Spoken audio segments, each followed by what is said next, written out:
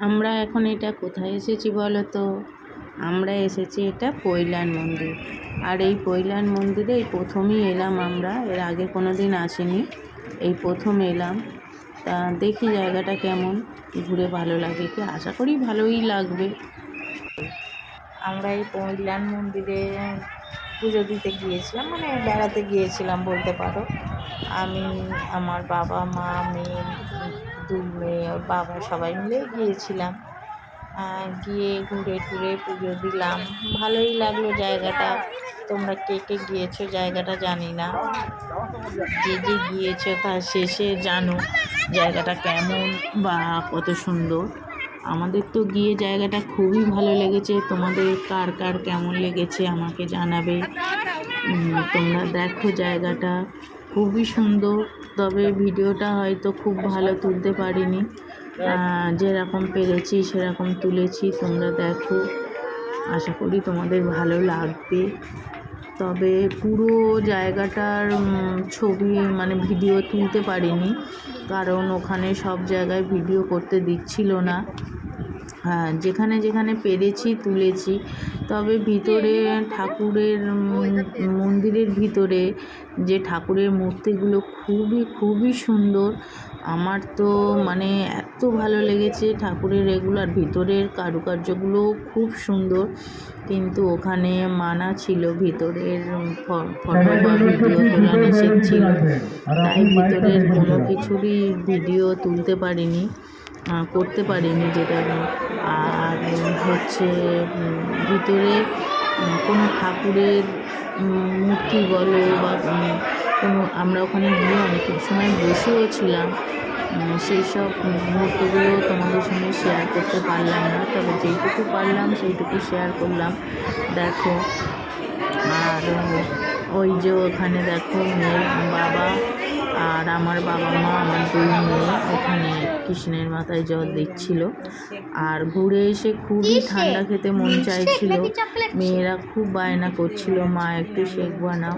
তাই আমি ঘরে যা যা ছিল তাই দিয়ে একটু শেক বানিয়েছি। তোমরা আমি যেভাবে বানিয়েছি সেভাবে, ঠান্ডা খেতে যদি মন চায় এভাবে ঘরে থাকা সরঞ্জাম দিয়ে যদি এরমভাবে একটু শেক বানিয়ে নিতে পারো, তাহলে আশা করি ভালো লাগবে। আমি তো বানিয়েছিলাম, খেয়ে সবাই ভালো বলেছে। তোমরাও এরকমভাবে বানাতে পারো। তবে অনেক কিছু দিয়েই বানানো যায়, আমি যেগুলো দিয়ে বানিয়েছি সেগুলো দিয়ে যে বানাতে হবে তার কোনো মানে নেই, অনেক কিছু দিয়েই বানানো যায়। আমার ঘরে এই সময় এই মুহূর্তে এগুলোই ছিল। আর বাইরে থেকে ঘুরে এসে বুঝতেই পারছো, বেশি শরীর দেয় না আর ভালোও লাগে না। আর আমার খুবই মাথা যন্ত্রণা করছিল, তা আর একটু ঠান্ডা খেতেও মন চাইছিল। তাই ভাবলাম ঘরে একটু বানিয়ে খাই, তাই আমি এটা বানিয়েছিলাম।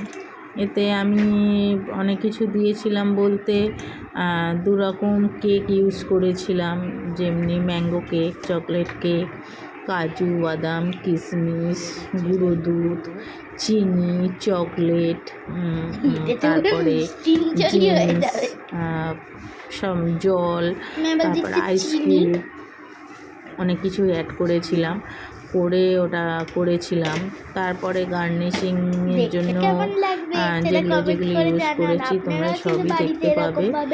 তবে তোমরা দেখো। আর যদি আমি যেভাবে শিলাম চকলেট মিল্ক শেক যেভাবে বানালাম সেভাবে তোমরা বানিয়ে খেয়ে দেখো, যদি ভালো লাগে তাহলে আমাকে জানিও। তবে আমি আবারও বলবো, আমি যেভাবে বানিয়েছি সেইভাবে যে তোমাদের বানিয়ে খেতে হবে এর কোনো মানে নেই। তোমাদের ঘরে যা যা থাকবে সেগুলো দিয়েও বানিয়ে খেতে পারো, গরমের সময় ভালো লাগবে। ঠিক আছে। আর আমার বড় মেয়ে দেখো ঘরে কত জোরে চালিয়েছি, ওকে এতবার করে বলছি টিভিটা বন্ধ কর, নাহলে আসতে দে, কিছুতেই কথা শুনছি। দেখো এটা পুরো ঠান্ডা হয়ে গেছে, টিভির আওয়াজটা একটু আসছে, আমি জানি না এতে কপিরাইট করবে কি। কপিরাইট করলে আমি আর কিছু করার নেই, কী করবো। তো টিভি দেখছে, কিছুতেই কথা শুনছে না। তা বাবা দেখো ঠান্ডা ধোয়া বেরোচ্ছে। আর আমার মিক্সির বোলের মধ্যে দেখো একটু পরিমাণে বেশি হয়ে গিয়েছে বলে তাই আমার পড়ে যাচ্ছে ছিটকে। তোমরা একটু পরিমাণ বুঝে দিও যাতে তোমাদেরও আমার মতো সেম না হয়, ছিটকে পড়ে যায়। ওইগুলোতে ডেকোরেশন হবে তো।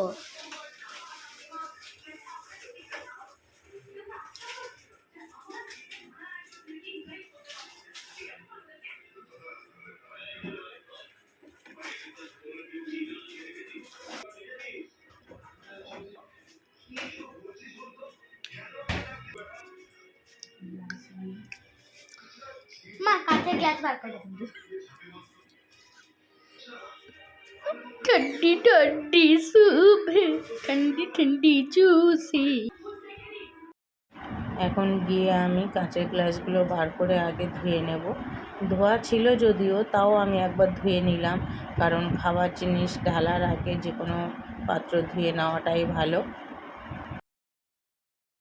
আমার গ্লাসগুলো ধোয়া হয়ে গিয়েছে, এবার ধুয়ে ভালো করে জলটা ঝরিয়ে নেব, কারণ গ্লাসে জল থাকলে আমি চকলেট সিরাপটা গ্লাসের গায়ে ভালোভাবে দিতে পারবো না। মা মা গ্লাসের মধ্যে বরফ দিলে কেমন হয়? আমি এখন চকলেট সিরাপ দিয়ে গ্লাসের গায়ে একটু ডিজাইন করে নিচ্ছি, যাতে শেকটা ঢালার পরে গ্লাসটা একটু দেখতে সুন্দর লাগে। তোমরা তোমাদের মতো দিয়ে ডিজাইন করে নিও, আমি এরমভাবে করলাম। দেখো আমার সবকটা গ্লাসেই চকলেট সিরাপ লাগিয়ে নেওয়া হয়ে গিয়েছে, তবে খারাপ লাগছে না, দেখতে ভালোই লাগছে। দেখো মা সবগুলো গ্লাসে ঢেলে ফেলেছে।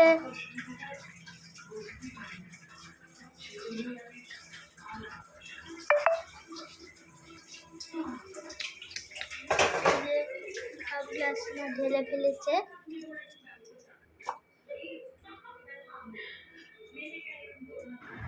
আমার এবারে তৈরি হয়ে গেছে শেকটা। তা এবার আমি গার্নিশিং করছি, আমার মনে যা আসে সেরমভাবেই করছি। তোমরা যেরম পারবে সেরম করতে পারো, বা তোমরা তোমাদের পছন্দ মতোও করতে পারো। আমি এইভাবে সাজিয়েছি। সাজানোর পরে দেখো তোমাদের কেমন লাগছে। উপর থেকে ক্যাডবেরি দিয়েছি, তারপর জেন্স দিয়েছি, লাস্টে একটু চকলেট সিরাপও দেবো, দিয়ে আমি এরমভাবে সাজিয়েছি। তোমরা দেখো তোমাদের কেমন লাগলো, আর তোমরা তোমাদের মতো করেও সাজাতে পারো। তাহলে দেখো আমার ছোটো মেয়ে তো পাশে বসে শুধু অপেক্ষাই করছে যে কখন শেকটা রেডি হবে আর ও খাবে, কারণ ও এরকম টাইপের খাবার মানে শেক খেতে ও খুবই ভালোবাসে।